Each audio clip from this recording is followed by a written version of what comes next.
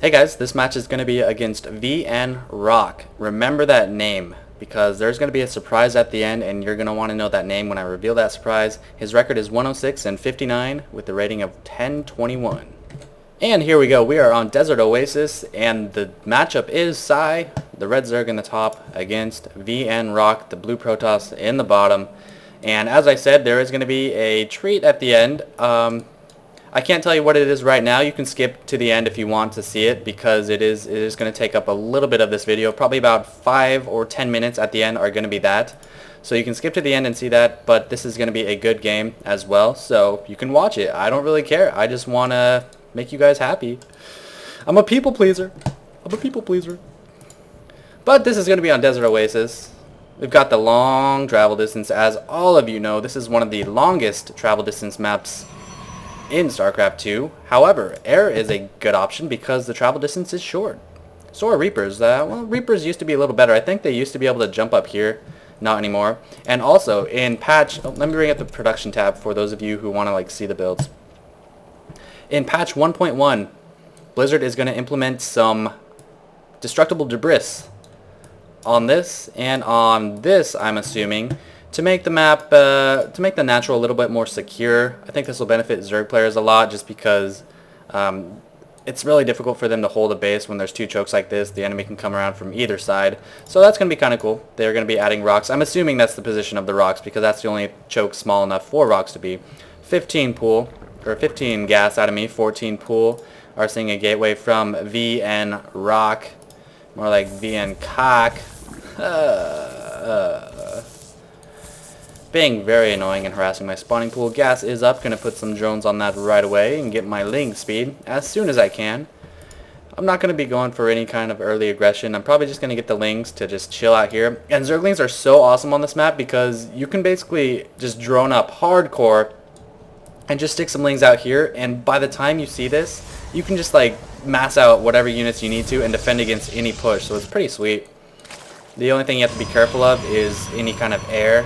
Or if they do get a pylon, out here, and they proxy you with the proxy pylon, that's kind of bad.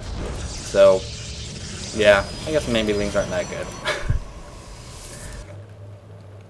Spawning pool is up. I'm now researching that speed. And, okay, so if you guys watch Day 9, you know he says, have a plan. You need to have a plan going into the game.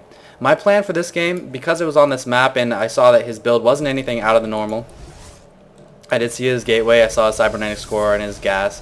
My plan this game was to go for a pretty fast second base and to get a lot of gas and go Mutiling. Now, Mutiling is just so good on this map because they are two of the fastest units in the game. Nice proxy pylon right there. I would have liked to see that a little bit sooner.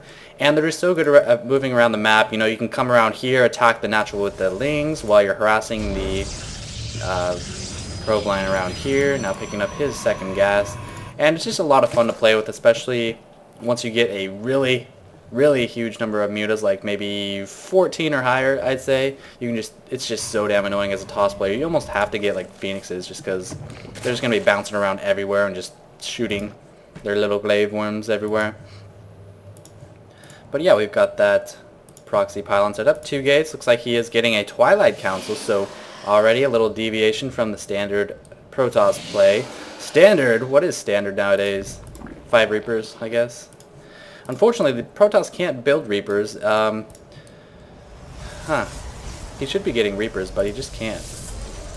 Twilight Council has finished, and we'll see that I am getting just 4 lings. I'm not going to get any more than 4 lings, I think, for production. Yeah, I'm getting a hatchery, and I'm getting a lair. So already getting lair pretty fast at 5 minutes and 30 seconds on the replay bar.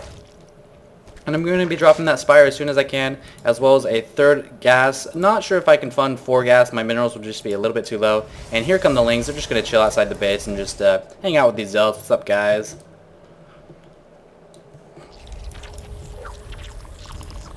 And, oh, here we go. There's the Dark Shrine. And that is what I need to scout in order to defend against any kind of DT attack. He's going to be warping in right here and sending them in probably to my natural and to my main. I'm getting a Spire though, so as long as I have detection, those DTs will not be a problem. The Spire actually takes the same amount of time as a Dark Shrine to build. Fun fact for you guys. And my Spire is a little bit ahead of that Dark... Actually, they might be almost identical. Okay, 26, 27, 28, 29, 30, or 40. Yeah, they're like almost... I know how to count. 29, 40, 30, 40, 40. Okay, let's do that again. This is like enormously entertaining. 53, 54, 55. Oh my god, they are almost exactly the same. What are the odds? What are the odds? Oh, Ling's getting caught out. Those 5 zealots. But look at this. One Ling is gonna be a hero. Scouts that dark shrine. And he scouts the dark shrine. And luckily, I have already gotten a lair.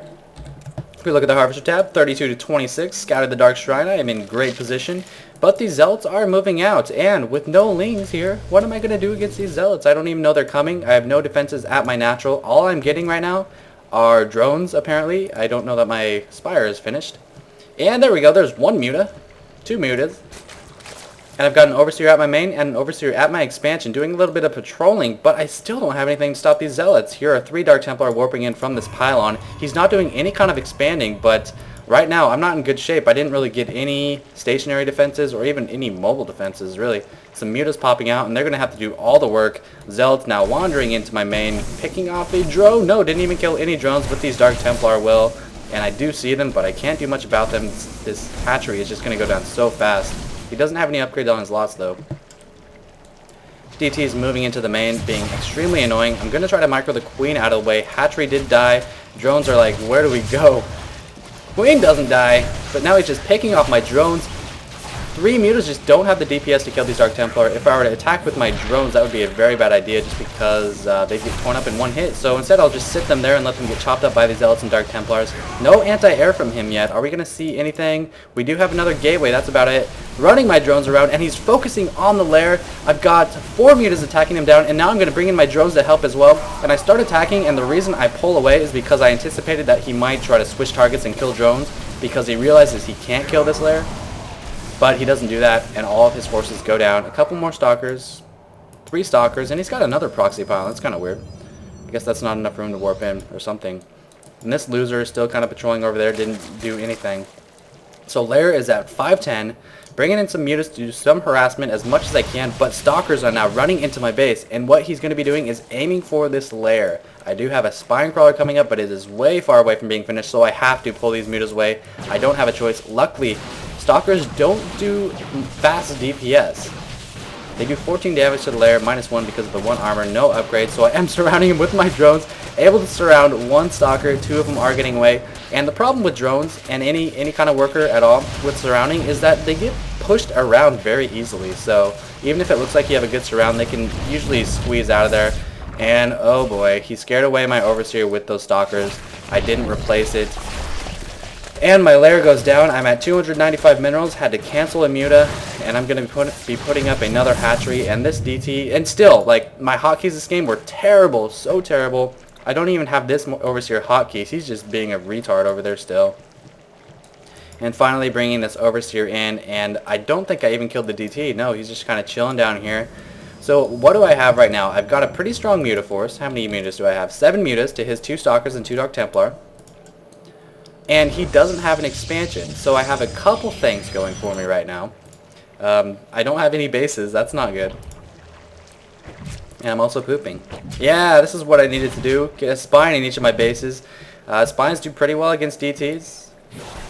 Just because they usually come in small numbers, and if you have detection, DTs will drop very fast. See, the thing about Dark Templar in this game is that they have the exact same amount of HP as they did in the first game.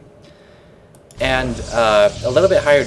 Actually, did they have higher damage? Maybe they have the same damage. They might have had like 40 in the first one. I don't remember. But anyway, they had the same amount of life, but everything in StarCraft 2 is scaled so much higher. The damage is so much higher. The unit massing seems a lot quicker, especially when you have queens and warp gates just constantly pumping stuff out, multiple building select, stuff like that. So really, if you have any detection at all for Dark Templar, they're gonna go down unless you don't have it in the right position. So this hatchery is complete. I'm raking in the minerals, a little bit oversaturated, now transferring to gas.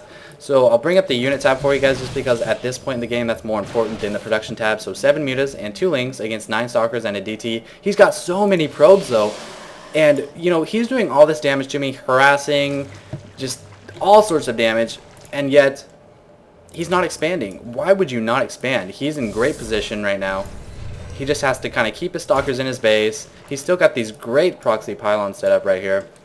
And he's not taking advantage of that. I mean, now we're running off the same number of bases. And we've got a pretty similar army. 6 Lings and 8 Stalkers. 8 Mutas against 10 Stalkers and 1 Dark Templar. I'll take that. I've even got the Spine rooting in.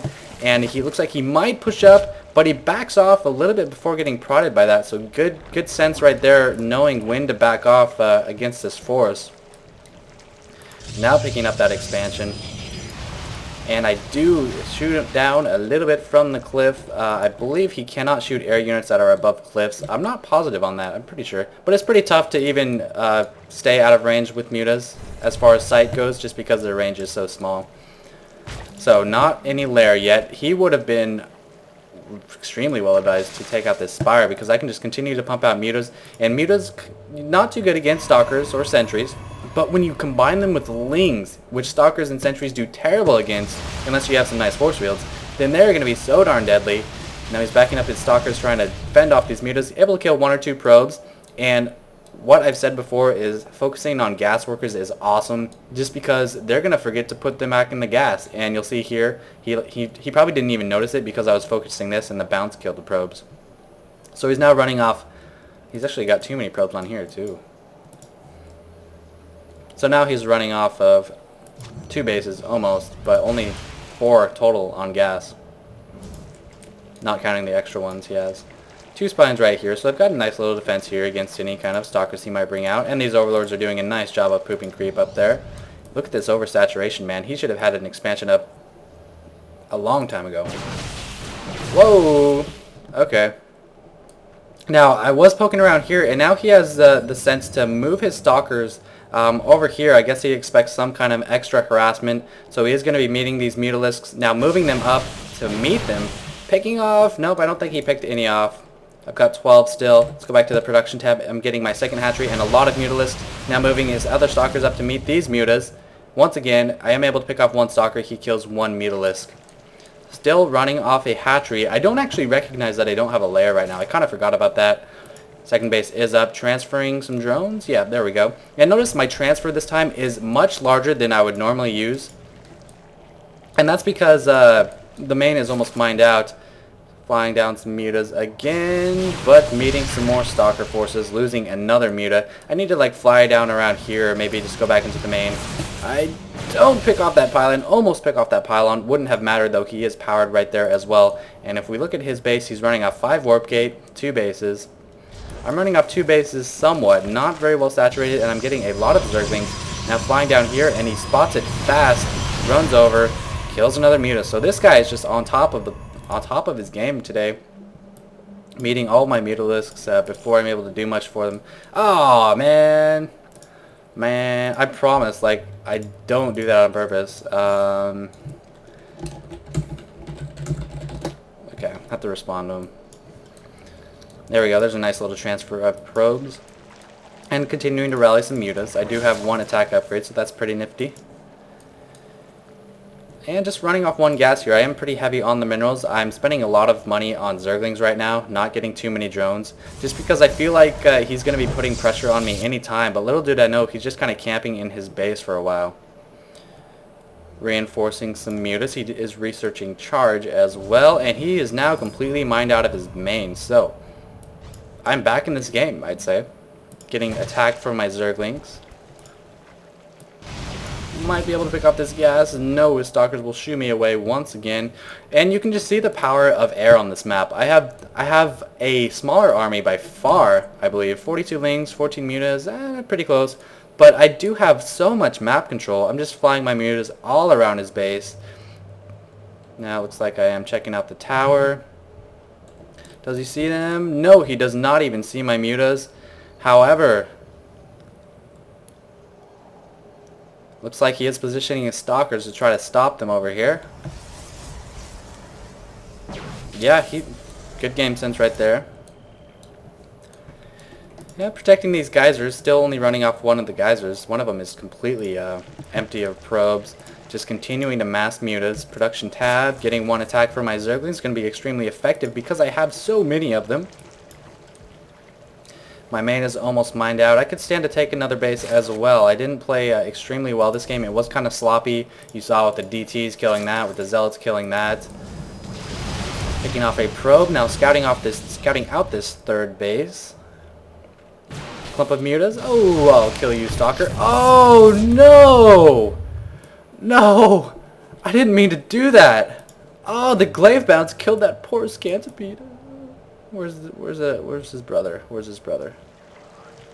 Where are you, guy? Where are you? I want to apologize. Apparently, Scantipedes are now extinct because of me. Oh, nope, there's an Urubu. Maybe that was an Urubu. Urubu. Yeah, it must have been an Urubu. Well, I killed your brother, dude. My bad.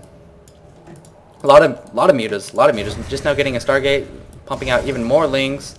And it looks like I am rallying here to go for an assault on his men. And okay, let's look at the units here. Wow, he knows where I am. Picking off a Stalker, and let's look at the units. 86 Zerglings and 22 mutas. And I'm going to pick off that gas even though he wasn't mining from it. So I've got so many damn Zerglings here. And I don't know why my macro is so much better than his. He's spending his money well. I mean, that's just kind of weird. I guess because of my mutas have been extremely cost effective this game, picking up a lot of stuff. And now sending my Zerglings and mutas in. I'm getting a nice round on those Zealots.